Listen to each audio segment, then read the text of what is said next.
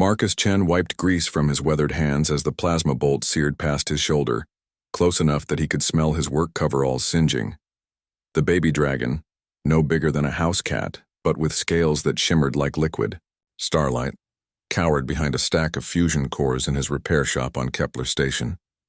"Hand over the wormling, human scum," snarled Vex Korath, the hegemony enforcer whose reptilian features twisted into a predatory grin. His weapon hummed with deadly energy, aimed directly at the trembling creature. "The Galactic Council has declared all draconic species to be harvested for their neural fluid. That little pest is worth more credits than your pathetic life." Marcus stepped protectively in front of the dragon, his pulse rifle feeling inadequate against Korath's military-grade gear. Around the station, similar scenes were playing out. The systematic extermination of one of the galaxy's most ancient and intelligent species, all for the sake of the psychic-enhancing properties of their spinal fluid. "Over my dead body," Marcus growled, chambering around. The baby dragon made a soft, chirping sound, pressing against his leg with surprising trust. Korath laughed, a sound like grinding metal. "That can be arranged, monkey." The enforcer's next shot caught Marcus square in the chest. The impact lifted him off his feet and slammed him into the bulkhead behind the dragon. Pain exploded through his ribs as he slumped to the deck, tasting copper in his mouth. Through blurring vision, he saw Korath advancing on the wormling, weapon raised for the killing shot. With his last conscious effort, Marcus rolled sideways, placing his body between the enforcer and the baby dragon once more. The second bolt meant for the wormling took him in the back instead. Darkness claimed him. When consciousness returned, though it felt like mere moments later, Marcus became aware of several impossible things simultaneously. First, he was alive despite taking 2 military-grade plasma bolts at close range.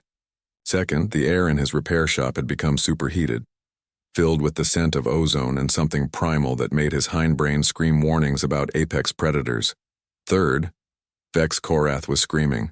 Marcus struggled to his knees, his wound somehow sealed though his coveralls remained burned and bloody. The baby dragon sat beside him, its scales now glowing with an inner fire, chirping urgently at something behind him. He turned and felt his jaw drop.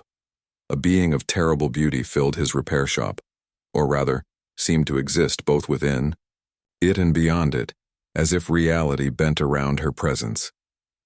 Empress Seraphina Drakemorn stood 15 feet tall, her humanoid form wreathed in wings of pure energy that shifted between colors that had no names.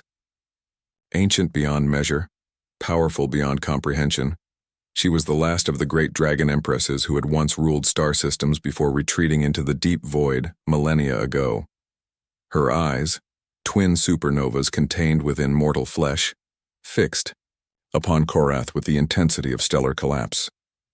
"You dared," she spoke, her voice resonating on frequencies that made the station's hull vibrate, "to threaten my offspring. And this human," her gaze shifted momentarily to Marcus, "shed his blood to protect what you would destroy." Korath had stopped screaming and was now whimpering, his weapon forgotten on the deck. I was following council orders. The hegemony demands—" "The hegemony," Seraphina interrupted, her wings flaring wider, "will learn what it means to hunt dragons." She gestured almost negligently. Korath simply ceased. Not vaporized, not disintegrated, he was there one moment and completely absent the next, as if he had never existed at all. Marcus struggled to his feet, still processing what he had witnessed. The baby dragon, Seraphina's child, bounded over to its mother with joyful chirps, its scales brightening as she bent to nuzzle it with surprising gentleness. "Human," the Empress said, straightening to her full, imposing height. "You are Marcus Chen, orphaned at 7 when raiders struck your colony ship, apprenticed to the mechanic Jorek Steelwright on Terminus Station, veteran of the Outer Rim conflicts, where you earned commendations for valor under fire." Marcus blinked, unnerved by her knowledge. "How do you—" "I know because I make it my business to know those who show true courage," she continued. "My kind has watched your species for millennia. Most beings cower when faced with superior force. Most calculate odds before acting. You, Humans. You are different. She gestured to his wounds. You knew those shots would likely kill you. You knew that plasma rifle could not stop a hegemony enforcer. Yet you stood between a predator and an innocent creature that was not even your own kind. This is not rational behavior. Maybe not, Marcus admitted, checking himself over in amazement. The wounds were completely healed. But it was right. Serafina's fierce expression softened almost imperceptibly.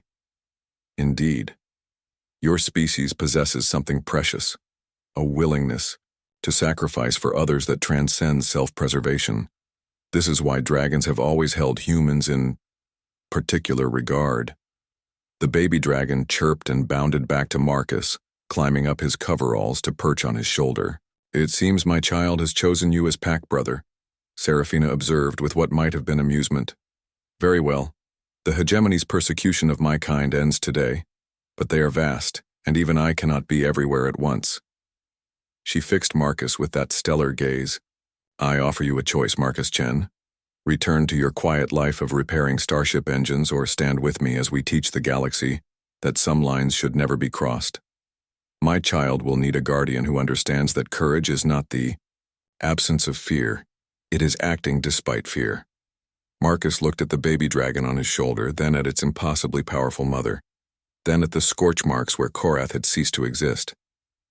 A sensible man would politely decline and go back to fixing hyperdrive motivators. Instead, he found himself grinning. When do we start?